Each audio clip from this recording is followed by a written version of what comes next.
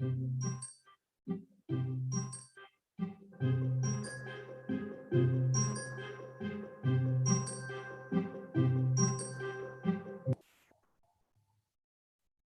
afternoon and welcome.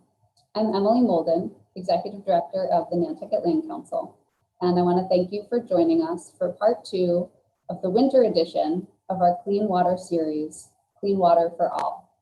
The Nantucket Land Council is a nonprofit organization with a mission focused on protecting and preserving Nantucket's natural and water resources. This series is being presented by the Land Council's Water Fund, and I want to send a special shout out to our Water Fund Founder Circle members, because our Water Fund is what supports our water research and programs. Part 1 of this series featured conversations with some of our local community members whose livelihoods and industries all rely quite heavily on healthy water resources. A recording of that program can be found on our website, nantucketlandcouncil.org. Today, I'm excited to introduce our program. We will feature David Prescott, who's going to be introducing us to the Waterkeeper Alliance. The Waterkeeper Alliance is a global network of organizations that are all focused on protecting and preserving clean water for all. Dave's going to be talking about the movement that started the organization. And through that story, we'll be taking a look at clean water advocacy and initiatives on a regional, a national, and a global scale. Following Dave's presentation, we have Fournier, the Water Resource Specialist from the town of Nantucket, who will be here to discuss local clean water initiatives, specifically focused around outreach and advocacy, as well as education. Finally, we'll hear a few words from the Land Council's own RJ Turcotte, who is the new Nantucket Waterkeeper, and he will introduce you to our new Waterkeeper program here on Nantucket. At the conclusion of the program, we will have time for questions and answers, and I would just direct you to the Q&A box at the bottom of your Zoom screen. You can feel free to enter a question into that box at any time during the program, and there'll be a chance at the end for us to pose those questions to all of our panelists. So without further ado, I'd like to introduce Dave. David Prescott serves as the South County Coastkeeper for Save the Bay over in Westerly, Rhode Island. He's also as the Coastkeeper, he provides a visible on the water presence and works in the local communities on environmental issues along the southern coast of Rhode Island. In this role, he focuses on water quality testing and analysis, stormwater mitigation projects, coastal development review, pollution response, climate change impacts, and habitat restoration and adaptation. Since 2018, Dave has also served as the North Atlantic Regional Representative on the Waterkeeper Council, representing the 20+ Waterkeeper programs that are in our region. Dave is a certified floodplain manager, and he has over 20 years of coastal environmental protection, conservation, and outreach experience. So I'd like to introduce David Prescott. Good afternoon. Thank you, Emily. Again, my name is Dave Prescott. I am the South County Coastkeeper for Save the Bay. Save the Bay is an environmental organization in the state of Rhode Island that also works in Massachusetts watershed as well. We've been around for just over 50 years right now.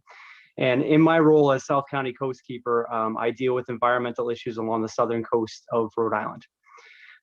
Additionally, as Emily mentioned, I am also a fairly newly elected North Atlantic Regional Representative for the 24 Waterkeeper programs in the North Atlantic for the Waterkeeper Council, and we'll talk a little bit more about that in a little bit. So we'll start with the slideshow. Again, today I'm going to be focusing on the history of the Waterkeeper Alliance on basically a global, a national, and also on a regional level. Next slide.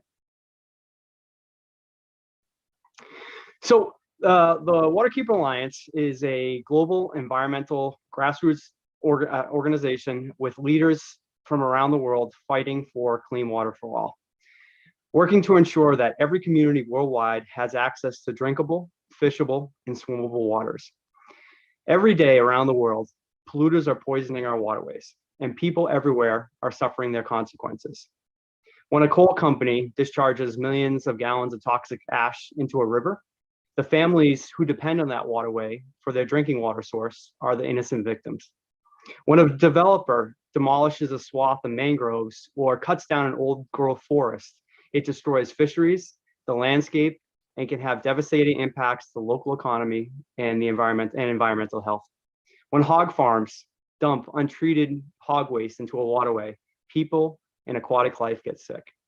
These are just a few of the examples of some of the battles that that waterkeepers around the country and around the world fight for each and every day on behalf of the common good to protect everyone's right to clean water.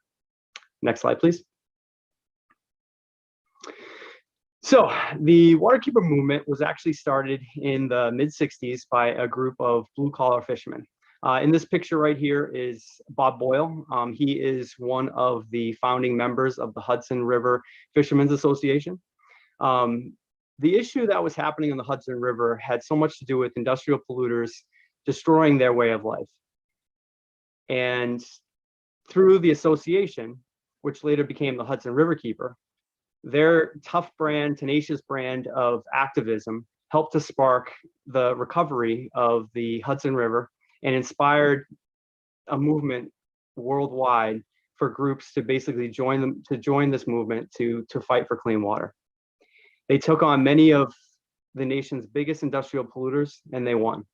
For more information on this, you can always check out the book, The Riverkeepers, written by John Cronin and Robert F. Kennedy Jr. Next slide, please.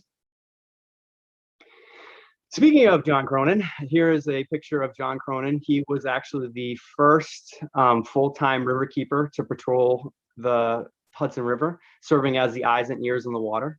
In 1983, basically took over this position, or took on this original position here, and he worked to help restore the fisheries of the Hudson River by basically using citizens-based enforcement through the Clean Water Act. Since those early years, the Hudson Riverkeeper has brought hundreds of polluters to justice and forced them to spend millions of dollars restoring the Hudson back to health. Next slide, please. Waterkeeper Alliance was officially founded in 1999. At that point, there were just a handful of programs, all basically following the same blueprint that the Hudson Riverkeeper had initially started in way back in the mid 60s. When the organization was founded, there were actually 35 keepers in the movement. In 20 years, that number has increased nearly tenfold. You know, and from the very first Waterkeeper in New York City as Hudson Riverkeeper, we've developed organically to become the largest and the fastest growing nonprofit solely focused on clean water. And, you know, our model has so much to do with engaging communities, empowering stakeholders, fostering collaboration, raising awareness, and fighting for clean water. Next slide, please. Sorry, this is the other one here too. So next slide, please. Today, the Waterkeeper Alliance movement has really grown, and not only have our Waterkeeper groups over 300, we now, amongst all of keepers globally, protect more than 2.8 million square miles of rivers, lakes, coastal waterways in over 46 countries and over 6 continents. From the great, whether tracking down pollutants in the courtroom, enforcing environmental laws, advocating in town meetings, or teaching in classrooms, waterkeepers speak for the waters that they defend with the collective strength of the Waterkeeper Alliance and the backing of their local communities.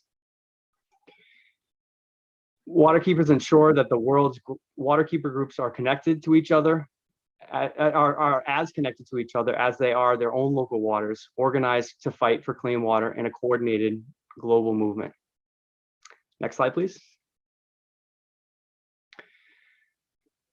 So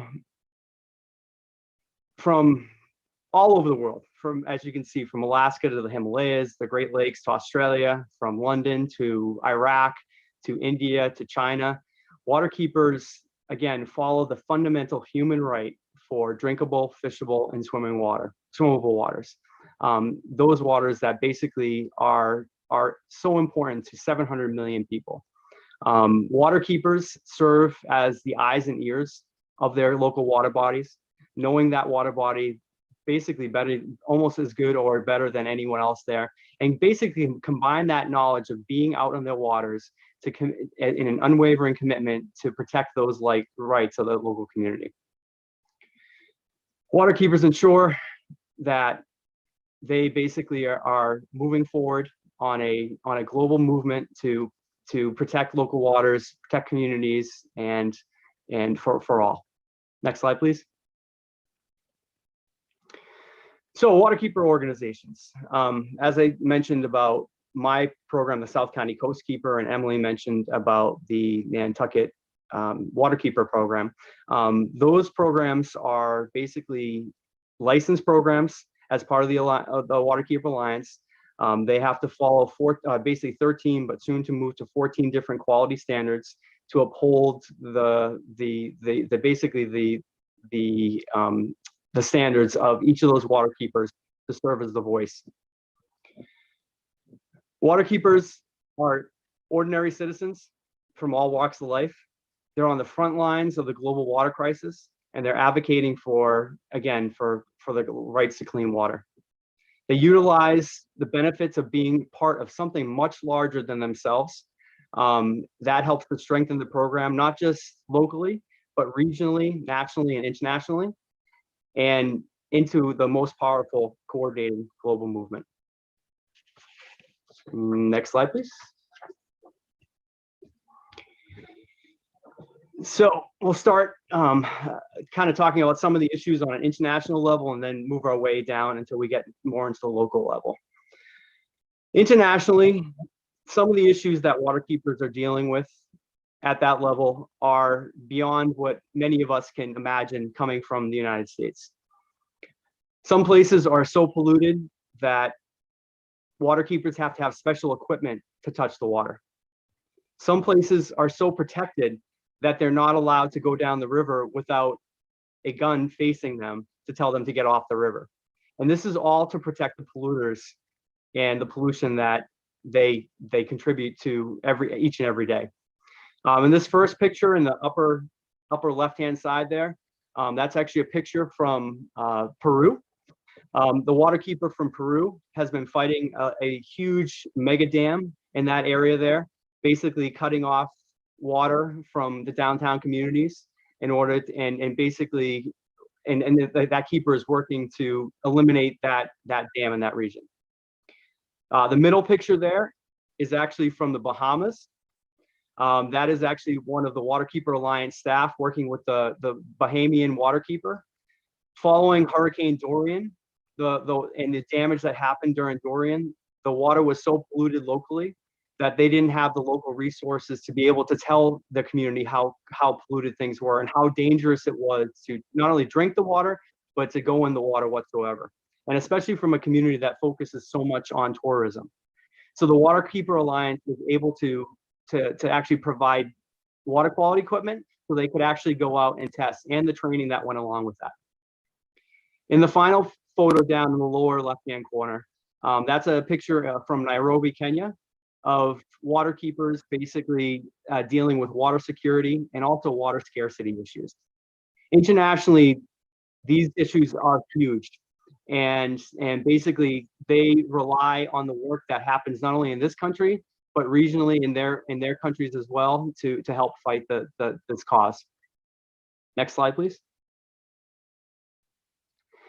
Nationally, we have lots of other issues going on. And I mentioned a few of them before, dealing with hog farms, dealing with coal fire plants, polluting coal ash into the rivers. In the middle picture in the upper side there, that's basically Fred Tutman, the Patuxent River Keeper. He's there out testing his local waters. As part of the Clean Water Defense Campaign, governments around the world have enacted laws to protect water quality and the communities that depend on them. Water keepers work with those laws to restore and to protect the local waterways. In the US, there are local, state, and national laws designed to control pollution source and restore our streams, rivers, lakes, and estuaries to drinkable, fishable, and swimmable conditions. Increasingly, however, these laws have been rolled back or even eliminated to serve powerful corporate interests.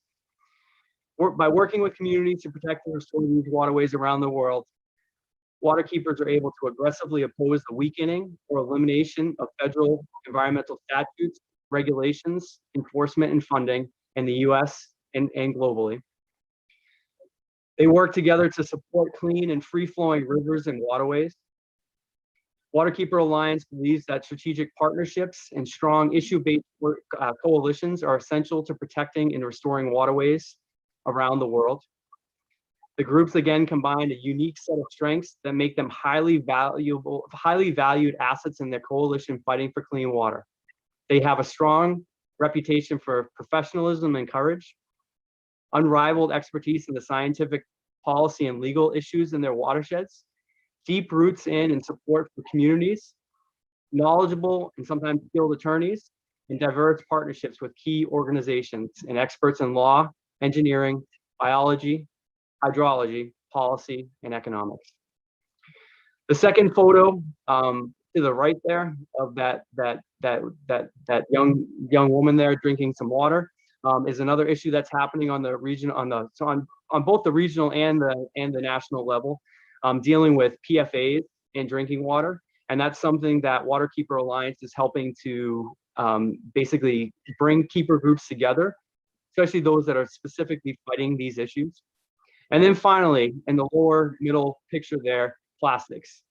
And as you all know, plastics are huge.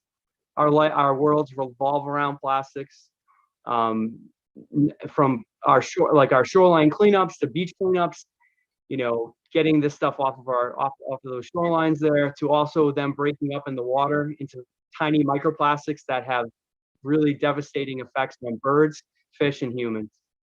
Plastic issue is a really huge issue that we're dealing with nationally at Waterkeeper Alliance and working with regional keepers as well on this topic. Next slide, please. On the regional level, so this is back to where I spend a lot of my time working on, so not just working on issues in Rhode Island, but also helping the 24 other waterkeepers in this region basically unite on different campaigns. And we've had over the last several years, several campaigns that we've had a lot of success in. The first one, before I get to that, so the Waterkeeper Council, which I serve on as the regional rep, elected by the waterkeepers within this region, again, to serve as a voice for the region, to make sure that all waterkeepers within the North Atlantic are being heard on a national and international level, and making sure that we have the resources that we need to fight these fights. We help to work to develop new programming, come up with national campaigns, and lots of other things to help unite us. The first picture there of the signage for climate change, from anywhere from rising sea levels to higher precipitation events to more frequent and intense storms, from harmful seawalls that are built along our shoreline to huge habitat loss from salt marshes to eelgrass beds and whatnot. Climate change is having a very devastating effect on our local communities, and regionally, nationally, and worldwide. And this is a big issue that we connect on at a regional level. The second photo there is a photo of the Menhaden there, and basically some of the work that regional waterkeepers have done specifically to protect that species from overfishing, from the fishing pressures, from other countries and whatnot, to also looking at ecosystem-based management of that species as well. So we have gotten together and basically signed joint letters and whatnot, and again, showing the fact that by working together, there is strength in numbers. And then finally, in that lower left-hand corner, stormwater. Stormwater is an enormous issue. It doesn't matter where you live. We all live in a watershed. Water always drains down and takes with it lots and lots of pollutants. And it can have really devastating effects from basically causing beaches to close, to closing shellfish beds, and having other impacts. So we've been working together as a region to help strengthen national laws to enforce stormwater, and also working with our local agencies to do more to have communities step up and deal with their stormwater issues. In addition, I shouldn't say new, but one of the newest campaigns that we're working on as a region, it focuses around environmental justice and the right to clean water. Basically, working to connect on the fundamental right to clean water, supporting events and other topics within different neighborhoods, and listening to the issues that are happening along for all different communities out there, being part of these discussions. A lot of times there's struggles there's with in dealing with environmental justice, but we need to move forward to help protect these communities, as well as local tribes as well that are dealing with this to protect their own waterways. A lot of the work that we've been doing at Save the Bay has been focusing on place-based solutions, but also helping to ramp up our capacity to help these community groups on some of the issues that they're dealing with. Additionally, helping to support more efforts to get public rights of way and to allow people to be able to get down to the shoreline and actually be able to access it, to not only to collect seaweed or harvest shellfish or collect crabs or go fishing, but also to be able to recreate in those waters. And basically, working as a region to help support those efforts of those groups and helping that to align with our mission. Next slide, please. And finally, on a local level, I can't tell you how excited I am that you all have a new waterkeeper out in Nantucket. RJ and I have known each other for a long time, and he was an intern and also a staff member for us down at Save the Bay. He has a great commitment to the environment, and really, we're really happy regionally to have the keeper movement there. And by having a waterkeeper in your region, you should know that you now have a much bigger voice in your community, not just a voice that has been there before, but a voice that connects you to much larger issues on a regional, national, and international level. That voice in the community, helping to protect local waters, because basically our local water quality impacts us all, maybe in different ways, but it impacts us all. Clean water is critical to all of us. It's critical to different industries, whether you're a fisherman or a scalper or whatnot, but also to tourism as well. Nantucket is very similar to where I'm located in the southern region of Rhode Island, where tourism is our main economy. And without clean water, we don't have anything. In addition, having a waterkeeper in your area to help preserve open space and to help make that balance between open space and sustainable community development. Next slide. And I think that's it. So finally, to finish up, we are one voice as waterkeepers. The Waterkeeper Alliance is something that I'm proud to be part of, and especially working with all the keepers around the world. I know that I have support from them. I know that I can utilize them to basically to ask how they deal with certain issues and how they deal with certain topics.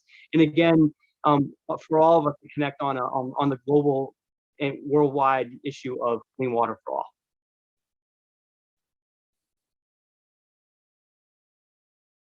Thank you so much, Dave, for that presentation and for giving us such a great background on the Waterkeeper Alliance.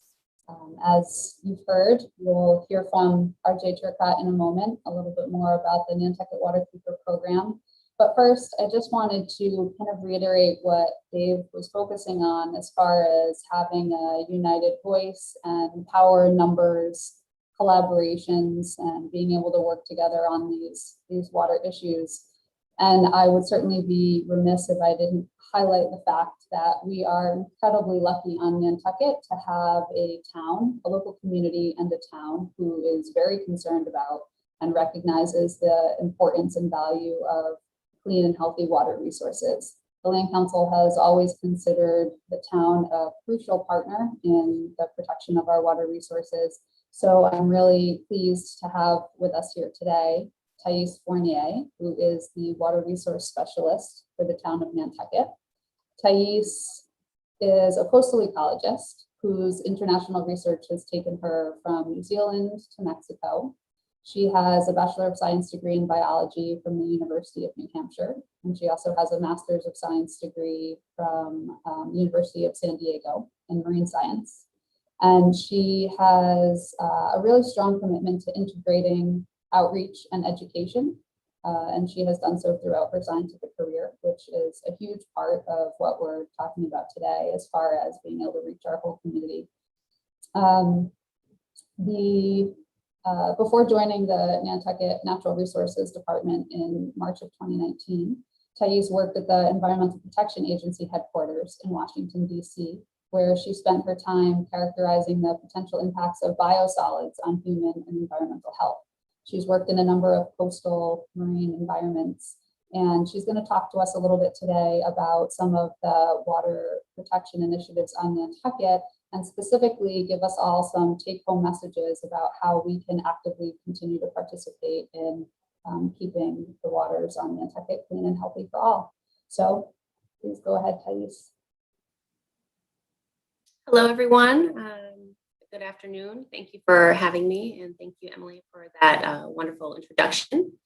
Like Emily said, my name is Pfas, and I work for the town of Nantucket, the Natural Resource Department, as the Water Resource Specialist. And so a lot of what I'm going to talk about today ties in nicely with what David had said regarding the protection of water.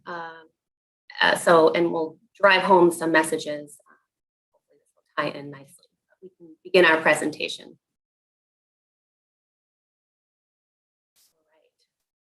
So I'm going to just discuss our initiatives that the town is doing, specifically the water quality program that we have here, and also a little bit about like the outreach and education, everyday things that we can do to help conserve and preserve our water quality. I've also, as Emily indicated, spent some time in different countries, noticeably the 2 years in Rwanda.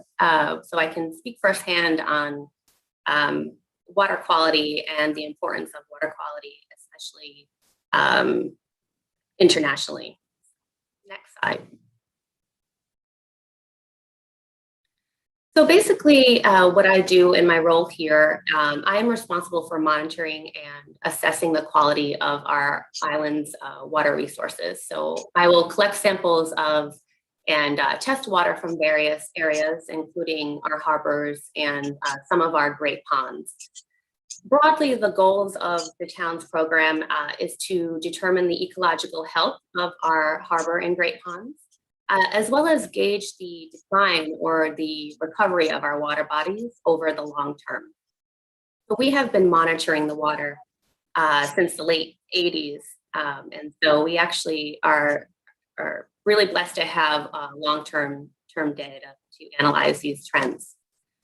The program also provides foundations for developing potential alternatives to nutrient reductions, as well as resource management and how to measure these successes.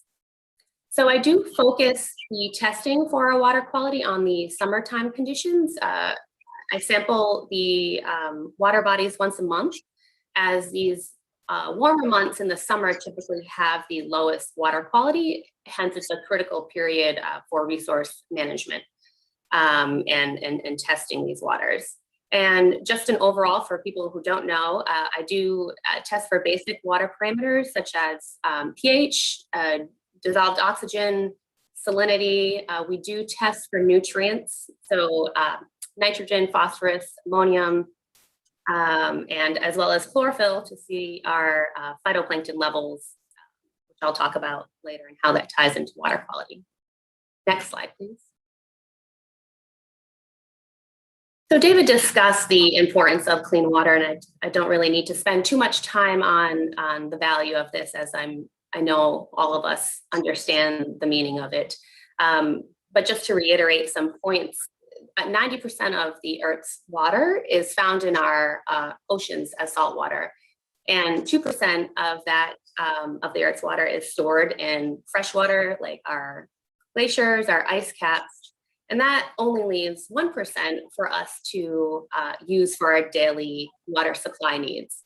So this will come into play later on in the presentation as I discuss the importance of conservation and water conservation as well. So in addition to providing habitats for our aquatic organisms and serving as a place for recreational use for our citizens, our ocean is also a carbon sink, and it does absorb around 1/3 of our global carbon dioxide emissions. So 90% of our atmospheric carbon dioxide is transferred to the surface seawater. So it's quite a bit. Next slide. So specifically, why is this extremely important for Nantucket? As David said earlier, we have a huge tourism industry. Also, the fact that we also have a single source aquifer, which means that it's the only source of our drinking water for this area, and it's recharged by rain. So with over 80 miles of beaches and beautiful ecosystems that we have, including our streams and ponds, it contributes to a huge reason, in my opinion, why a lot of people will visit Nantucket as well as purchase homes here. And we are fortunate that Nantucket does have 80% around of conservation land, which does promote environmental sustainability. So if Nantucket didn't have clean water, that would negatively impact our tourism industry. We have a lot of restaurants and hotel businesses that provide many jobs to people who live year-round on the island, as well as people who commute to the island daily. We do have lots of landscapers and construction workers, and it's a huge source of income for many people. That is in addition to our fin fishing and shellfishing industry that also brings in quite a bit of money for our local fishermen out here. So it's really important that we prioritize water quality and clean water quality for all. So this, unfortunately, in addition to what we can do as human beings, there's also a changing climate. So next slide, please.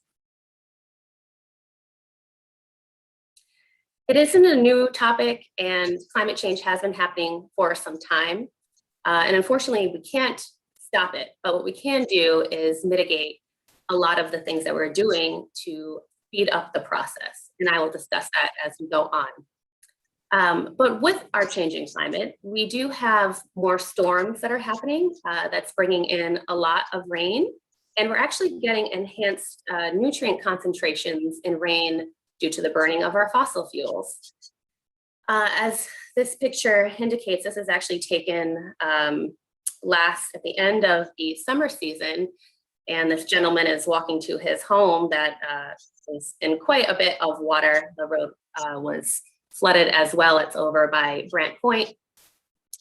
With this coastal flooding, a lot of the pollutants that were on the roads or that were on pesticides or herbicides or fertilizer are now being mobilized, including sediment that is now going to our water systems. And our storm drains, which you can see here, some of them, this is an initiative that the town had done to label our storm drains, indicating that this water that goes into those drains are not treated. So anything that is poured into them does end up in our water systems.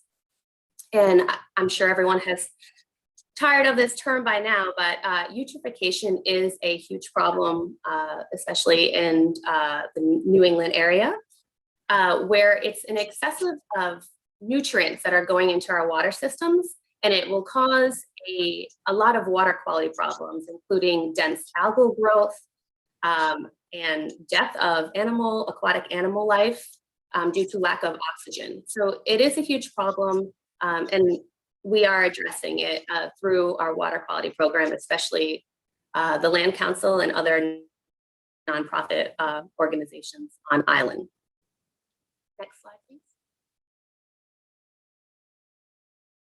So these excess nutrients and pollutants and the sediment are negatively impacting our water, and a lot of reasons, but one of them, aesthetically. People have declining property values if you have, and this is not just on Nantucket, but off island as well. If you are nearby a lake that is constantly experience an algal bloom, it's unsightly. It does negatively impact recreational opportunities. You cannot go on a lake that's having an active bloom, or maybe you have a lot of invasive plant growth or submerged under the water that you actually is hard to kayak through. I've actually experienced that myself off island. And it's also decreasing the health ecologically of the water and the organisms that are in and around. It also poses a threat to public health, our water supply.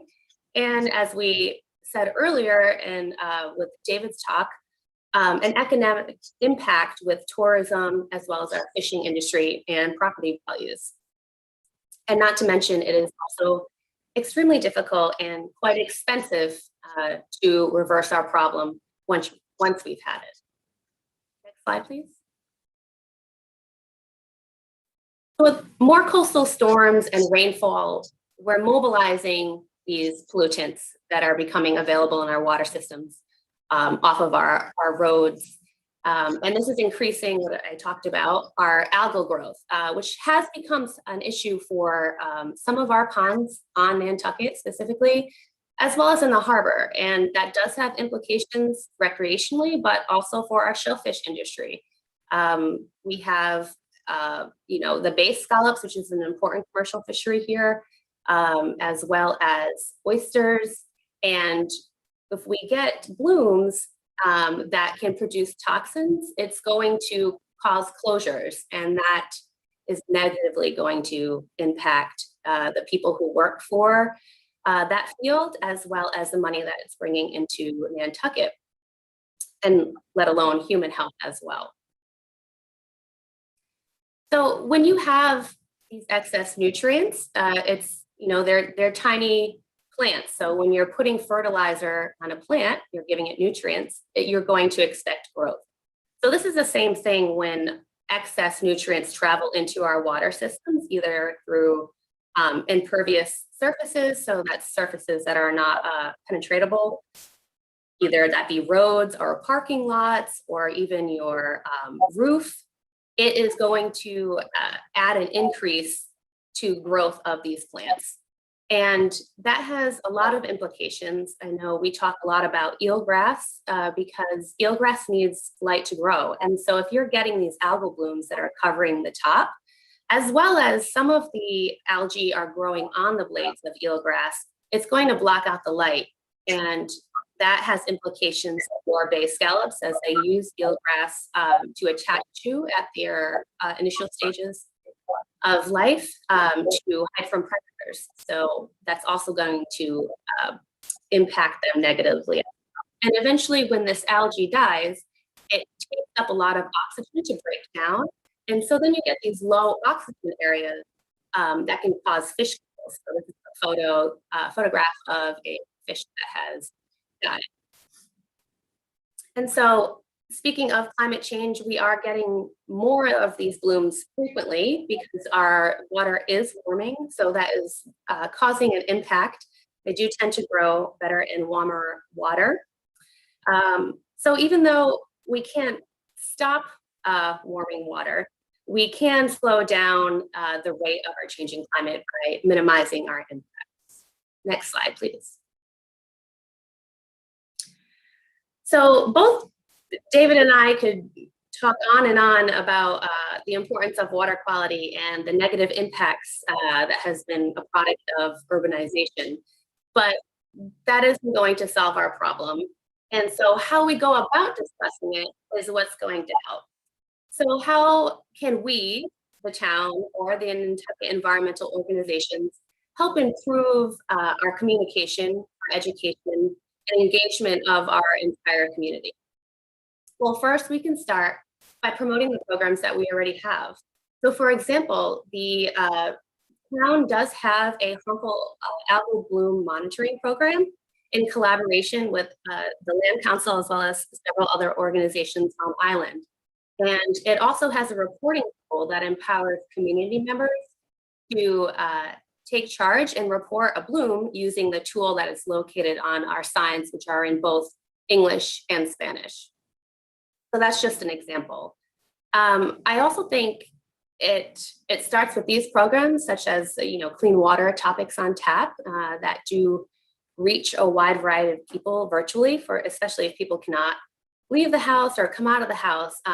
However, it's also helpful to diversify our approach, as some of our community members do not have access to a computer, nor can they get to one, as one of our resources, the Athenaeum, is closed. And so it minimizes who and how we are reaching. But moving forward, getting community members involved, I think, is important that we normally don't get involved. I think it's diversifying our approach and getting more of a diverse community that we can connect with.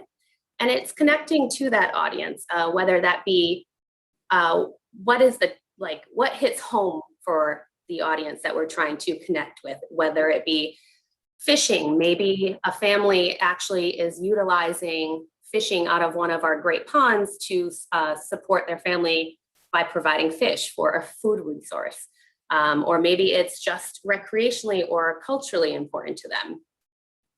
And it's also important to collaborate with off-island organizations. So it's really great Land Council has done this through the Waterkeeper Alliance, and that we now have our very own Waterkeeper RJ, because that does provide more resources that our little island can utilize with off-island opportunity. Next slide, please. So these are just some things we can do to help. Prevention is preferable to remediation. Like I talked about, it is quite expensive to reverse the problem once you have it.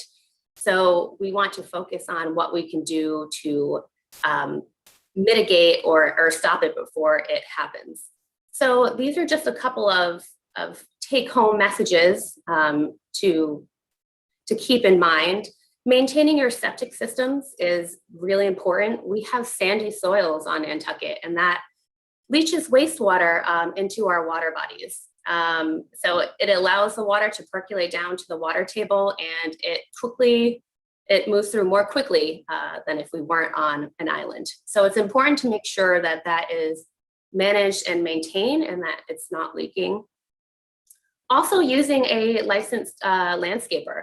The Board of Health regulates this, the type, the quantity, the amount of timing that when applying fertilizer application on Nantucket, which is one of our bylaws, which you are required to follow.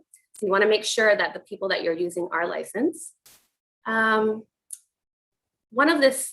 thing I wanted to talk about is our water as well. Groundwater is drinkable because of our treatment processes, but not all is prevented. It's affected by what happens on the land around it. And so we want to be cognizant of what we are putting out into the environment, because it ultimately ends up in our water system and can affect our drinking water as well. Native vegetation and rain gardens are a huge one. If you do own land out here, it uses less fertilizer, and it also creates a natural buffer to reduce the sediment and nutrients before it ends up in our harbors, for instance. Also, I mean, these are easy ones, but a lot of times people don't realize it until they see a puddle below their car. But maintaining leaky cars or boats.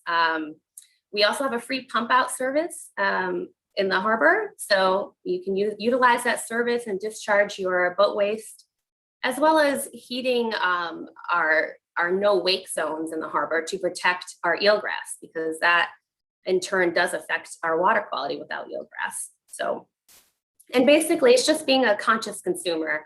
A lot of people are quick to, read articles that they see on the website without really digging into the source and where they're getting their information. So it's good to get information that you have that's credible. Next slide, please. I also forgot to mention in the previous slide that we do have a lot of volunteer opportunities. I know COVID has kind of put a strain on what we can and cannot do, but as that is evolving, I know the town does take, the natural resources does take volunteers. And so it's always great to reach out to your local organizations and what you can do specifically to help.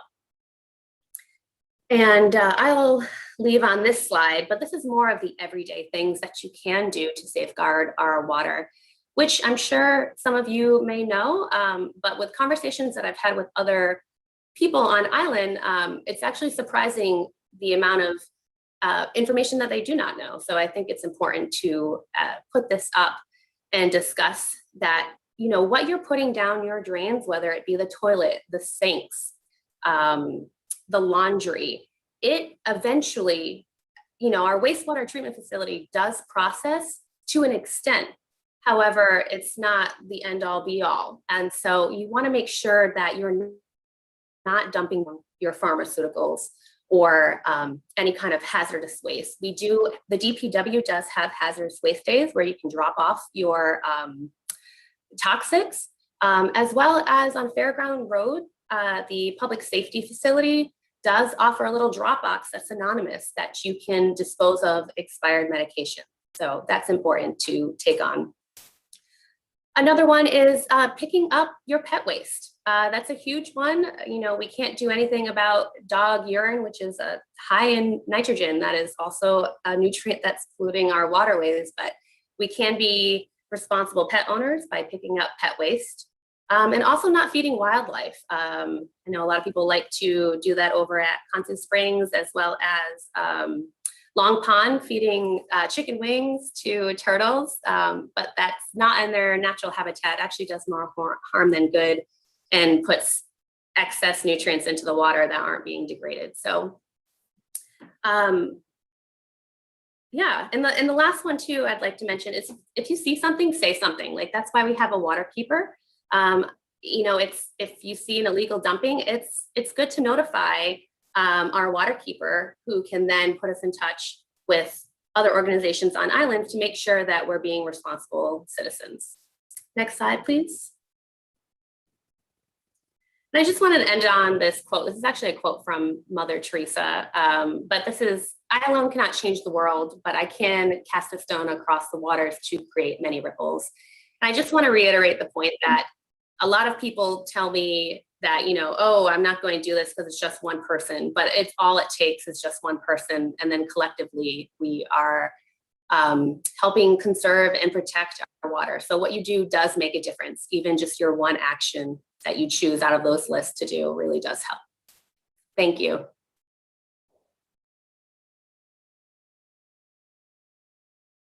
Thank you so much, Thais, for all that great information, and especially for all of those take-home pointers for everybody that's watching, and for that final sentiment, which is definitely an important one. So we're going to transition into a period of questions and answers in just a moment. But before we do, I want to introduce you to RJ Turcotte, who is the Land Council's ecologist and the new Nantucket Waterkeeper. I grew up in the Hudson Valley of New York and was familiar with the Hudson Riverkeeper and by extension the Waterkeeper Alliance for many years. But it wasn't really until RJ came to us in 2019 that he made me realize what a perfect fit the Waterkeeper Alliance was for the Land Council to get involved in. We really are Nantucket's primary environmental advocacy organization, and with our increased efforts and focus on the water resources, it's really been a wonderful opportunity for us to access these additional regional and national resources. So without further ado, I would like to turn it over to RJ, who will tell you a little bit about our Waterkeeper program, and then we'll be moderating some questions for us. RJ? Good evening, everyone. I'm going to give you guys a brief overview of the Waterkeeper, but I just want to reiterate what Emily said. We just covered a ton of ground between Dave talking about an international movement and Thais talking about water quality issues. Some pretty complex. So if you guys have questions, keep shooting them into the Q&A box, and hopefully we'll have time to get to them at the end. But on to Nantucket Waterkeeper. So for those of you who don't know, the Nantucket Land Council was founded in 1974 by citizens in response to land and open space being bought up at an alarming rate on Nantucket. And that had been the Land Council's focus up into the early 2000s. And now that the open space on Nantucket has pretty much been purchased and either developed or protected permanently, the Land Council started to look at water quality issues in our water resources and started to transition to monitoring those things for water quality in our ponds, looking at the sole source aquifer, our harbors, eelgrass. And it was a very natural transition for the Land Council to be able to join the Waterkeeper Alliance. As Dave had mentioned, I had worked with Save the Bay and had seen the organization firsthand. And it was a perfect fit for the Land Council as they started to look at protecting our water resources. So I'm thrilled to serve as the Nantucket Waterkeeper as part of the Land Council's program and be your eyes and ears, because these water resources are all of yours. The harbor is yours. The sole source aquifer is yours.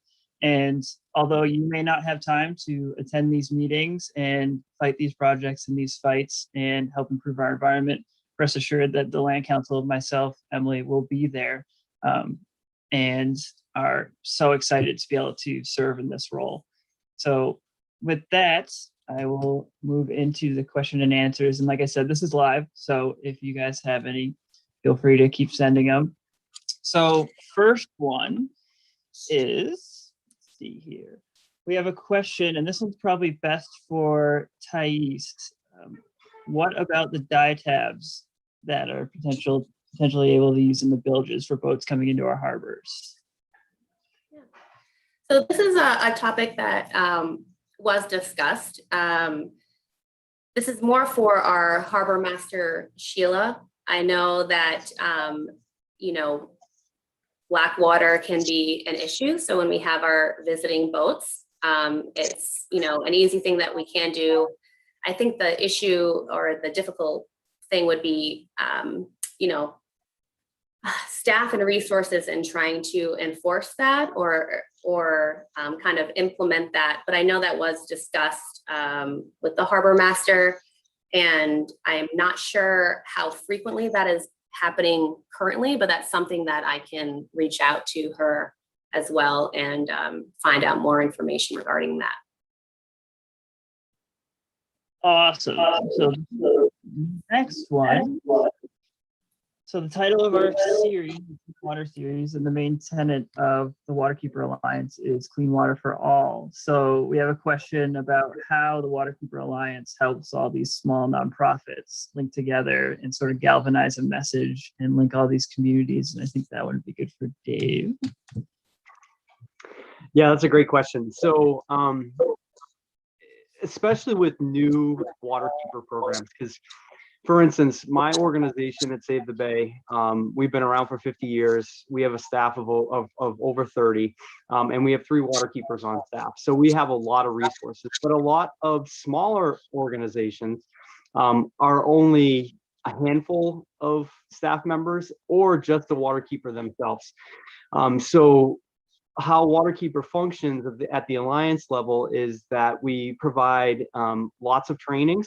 So depending upon different topics and whatnot, there's lots of trainings that waterkeepers can get involved with.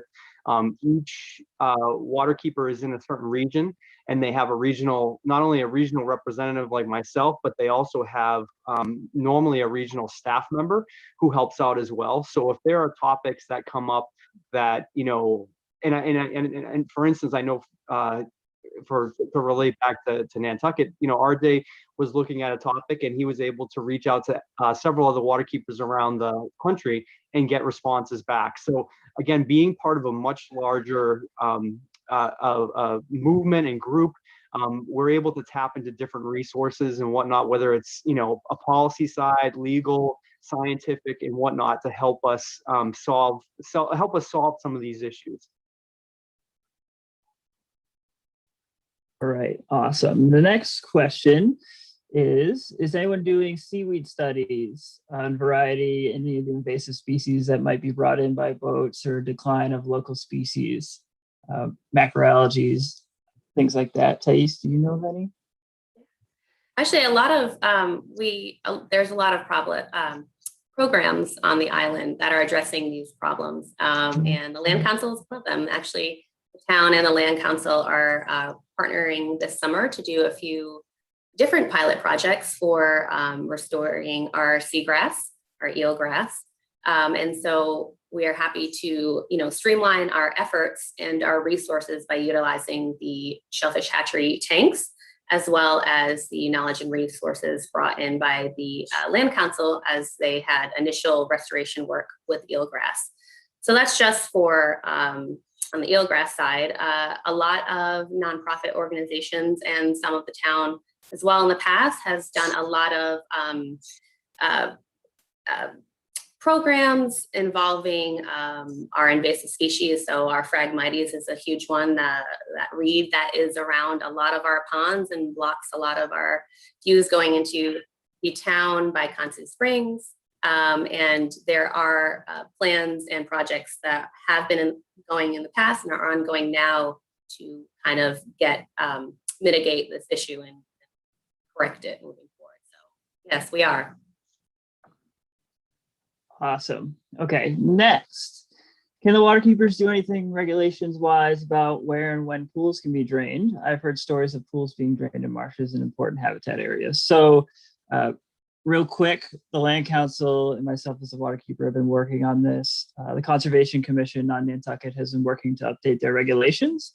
And we have been submitting comment letters and doing research on other communities and how they address pool drainages into wetland and sensitive habitats, as well as, as a part of the Waterkeeper Alliance, being able to reach out to other waterkeepers in other regions who may have addressed this already and had these issues and found a solution to them. That's, as Dave was talking about, being part of a larger network and being able to lean on other nonprofits, because we tend to be kind of in a silo out here on Nantucket in the middle of the ocean. And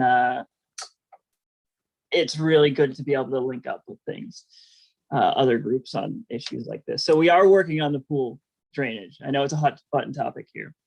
And we have time for one more. So the Waterkeeper Alliance National has a set of quality standards, and they just added one, a 14th, referring to JEDI, which is justice, equity, Diversity. Yep. Diversity. There we go. Diversity and inclusion. And we want to hear about how that's being addressed by Waterkeeper Alliance. Dave. Yeah, sure. This is, when we talk about clean water as a fundamental right, clean water is for everyone, not just those that actually can afford clean water or to live near clean water or whatnot. It's actually for everyone. And so as part of the movement, not only nationwide, but internationally, is looking at making sure that as waterkeepers, we are really reaching out to all community groups that are impacted by polluted waters. And there's a lot of lessons that we're learning from our fellow other keepers about, in some cases, it makes a lot of sense to make sure that we're communicating in lots of different formats. I think Emily said in the beginning too, is that, we have to think about, maybe not everyone has access to a computer, or whatnot. So we have to think about things and potentially putting communication in different languages, so different populations can actually understand, some of the impacts they may or may not be having. And it's going to take time. It makes, any of these issues, in order to be effective, we have to work with those community groups. We have to go to their different neighborhoods rather than just inviting them to come to us for different issues. We need to go there.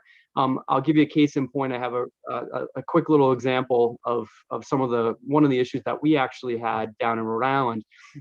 There was basically an LNG facility that was going to be upgraded in downtown Providence. And as a staff, we reviewed it from the legal side of things, from the regulation side. Our big focus was on climate change impacts, especially because it was right along the developed port. So we were worried about the potential long-term impacts of sea level rise, what they would do to the facility and whatnot. And unfortunately, what we didn't do is do enough outreach to local groups that lived right directly in that neighborhood. So even though the project, dotted all its I's, crossed all its T's, really looked at the long-term impact of climate change on that facility. And I should say that that facility was already developed. It was developed but what they wanted to do was expand one of their tanks there. So we had followed it from, like, again, from the regulation side, from the legal side, from the climate impact side. But the one thing we didn't do well enough was outreach to local groups that actually live and work and play in that area to see what kind of impact that would be. And I can't underscore that enough, is that, as we're looking at these issues, the justice, equity, diversity, and inclusion issues, we need to make sure that we're including all parties, to make sure that everyone has a voice at the table, and that those voices are being not only being heard, but their concerns are being addressed. And it is challenging. I'll be the first to admit that this is not something that's going to happen overnight, but the more that we do to be more inclusive, to make sure that as many players and impacted parties that are part of these issues are involved, the more that we can solve these issues together to make sure that no group is excluded. All right. Awesome. Well, thank you both for hanging around and doing some question and answer for us. I'm going to toss it back over to Emily so we can wrap up.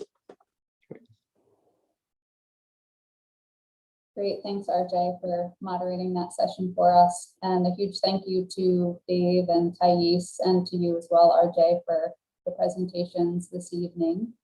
I think that was a really great note to end on with that last question. Thanks for sharing that story with us, Dave. I know we're just starting to try to make all of our materials available in additional languages, which is fairly a first step in the right direction. It definitely is a process, but being able to communicate and engage with everyone that's part of our community is hugely important when it comes to clean water issues. So thank you again, everyone, for joining us and for tuning in. I also want to thank the Land Council's Water Fund once again for supporting the program. Also, a huge thank you to NCTV and certainly to the Waterkeeper Alliance for all of their support. I also want to give a special shout out to Mary Randolph Ballinger, who actually donated a boat to the Land Council this past year, which is an important piece of equipment to be a Waterkeeper organization. So now that we do actually have our own vessel, we will officially be the Nantucket Waterkeeper. So thank you to Mary Randolph Ballinger. And with that, a huge thanks to our members. And we will be putting on a series of presentations throughout the summer, beginning actually next month in May. So please keep an eye out for some advertisements about our Clean Water Series topics on tap this summer. Thanks, everybody. Have a great night.